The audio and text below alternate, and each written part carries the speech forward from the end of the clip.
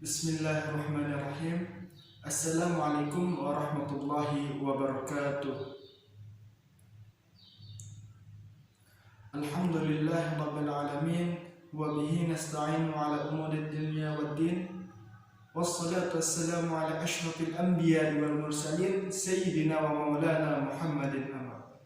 Pertama-tama marilah kita panjatkan puji syukur kita kehadirat Allah Subhanahu wa taala yang telah memberikan kita berbagai macam nikmat sehingga kita bisa mengenal iman dan Islam.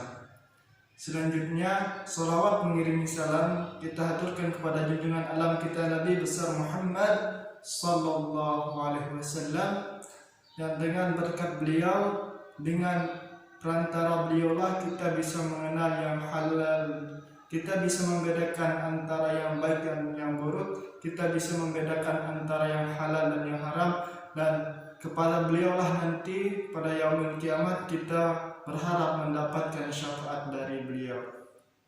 Selanjutnya di sini saya akan mempresentasikan proposal skripsi saya yang saya beri judul pengaruh pendekatan problem forcing learning terhadap kemajuan berpikir kritis peserta didik.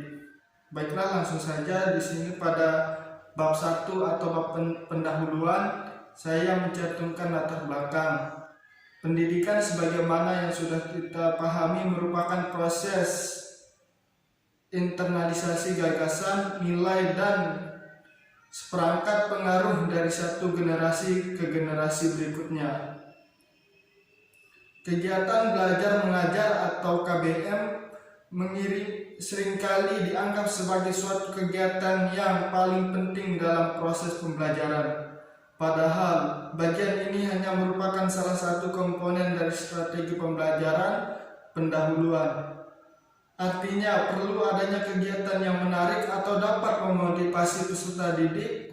Ketidakmampuan guru menciptakan suasana yang menarik menyebabkan situasi belajar tidak efektif dan materi pembelajaran yang disampaikan tidak bisa diserap oleh peserta didik.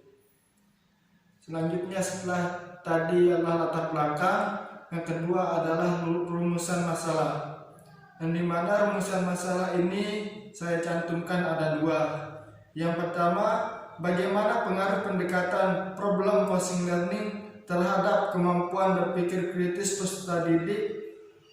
Nah, di sini saya memilih materinya adalah materi tentang sejarah.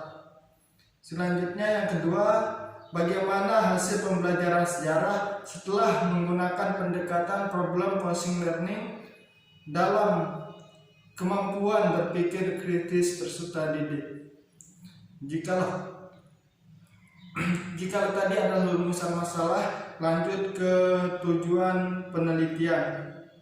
Di sini juga saya mencantumkan ada dua tujuan penelitian. Yang pertama adalah untuk mengetahui pengaruh pendekatan problem forcing learning terhadap kemampuan berpikir kritis peserta didik.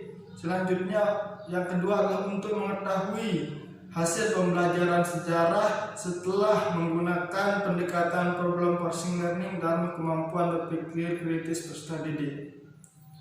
Dan selanjutnya adalah manfaat penelitian ini. Yang mendapat manfaat dari penelitian ini adalah 3 bidang. Yang pertama adalah atau 3 aspek.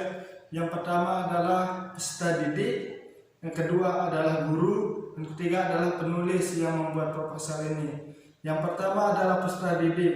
Peserta didik mampu menumbuhkan minat dan semangat baru dalam proses pembelajaran untuk berpikir kritis dan meningkatkan kemampuan berpikir aktif peserta didik dalam pembelajaran sejarah.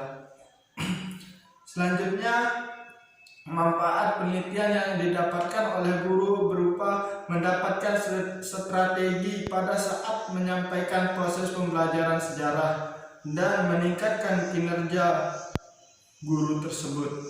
Nah, sedangkan manfaat yang akan didapatkan oleh penulis berupa dapat menguji perbedaan hasil pembelajaran dalam penelitian problem forcing learning dalam pembelajaran sejarah dan sebagai latihan untuk penulis sebelum menghadapi proses pembelajaran yang sesungguhnya.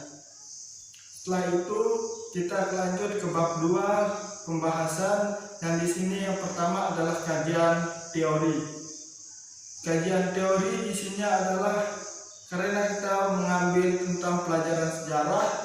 Jadi di kajian teori ini yang pertama itu adalah dicantumkan pengertian belajar, hakikat. Selanjutnya setelah pengertian belajar beralih ke hakikat sejarah dan pembelajaran sejarah.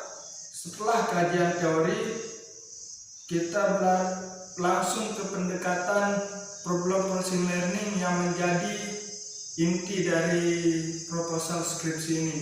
Kita untuk mengetahui pendekatan problem processing learning ini, kita harus terlebih dahulu mengetahui apa pengertian pendekatan problem processing learning. Setelah kita mengetahui pendekatan problem processing learning, kita beralih ke berpikir kritis. Berpikir kritis merupakan proses mental untuk menganalisis informasi yang diperoleh. Informasi tersebut didapatkan melalui pengamatan, pengalaman, komunikasi, atau membaca. Selanjutnya kita ke tahapan-tahapan yang dilakukan dalam berpikir kritis.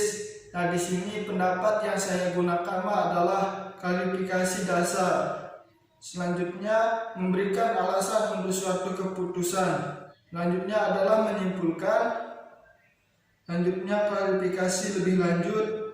Selanjutnya dugaan dan keterpaduan. Yang kelima ini merupakan tahapan yang perlu dilakukan dalam berpikir kritis menurut Halsobah. Setelah berpikir kritis, kita lanjut ke kerangka berpikir. Nah, pendekatan problem processing learning merupakan proses pembelajaran yang lebih menekankan pada kemampuan berpikir kritis peserta didik dengan diawali melakukan pengajuan masalah atau soal kepada peserta didik. Kerangka berpikir yang digunakan dalam problem processing learning ini adalah guru itu terlebih dahulu akan memberikan soal kepada peserta didiknya.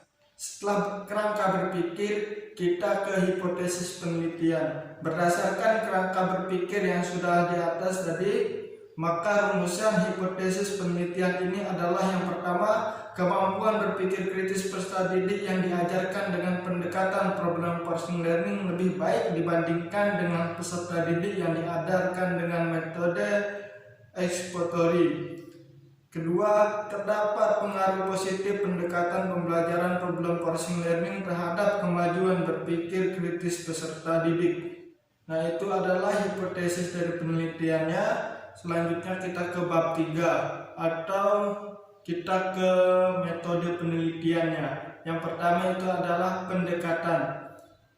Penelitian ini merupakan pendekatan penelitian kuantitatif, jenis penelitiannya. Penelitian ini merupakan penelitian eksperimen dengan jenis penelitian kuasi eksperimental design yang dibagi menjadi 2 kelompok eksperimen. Setelah bab ketiga tentang metode penelitian, selanjutnya adalah kita ke yang B adalah teknik pengumpulan data. Dan di sini saya menggunakan 3 pengumpulan data. Yang pertama itu adalah observasi, selanjutnya itu adalah angket. Dan teknik pengumpulan data yang ketiga adalah melalui tes. Selanjutnya yang ketiga dari bab ketiga ini adalah instrumen penelitian. Instrumen pengumpulan data adalah alat bantu yang dipilih dan digunakan oleh peneliti dalam kegiatan mengumpulkan data agar kegiatan pengumpulan menjadi sistematis dan dipermudah olehnya. Nah, inilah hasil presentasi proposal skripsi saya yang saya beri judul pengaruh pendekatan problem processing learning terhadap kemajuan berpikir kritis peserta didik. Nah, kurang lebihnya saya mohon maaf. Apabila ada kritik dan saran bisa nanti bisa dikomentari. Kurang lebihnya saya mohon maaf. Sekali lagi, akhirul kalam, wallahul muwaffiq ila aqwamit thoriq. Wassalamualaikum warahmatullahi wabarakatuh.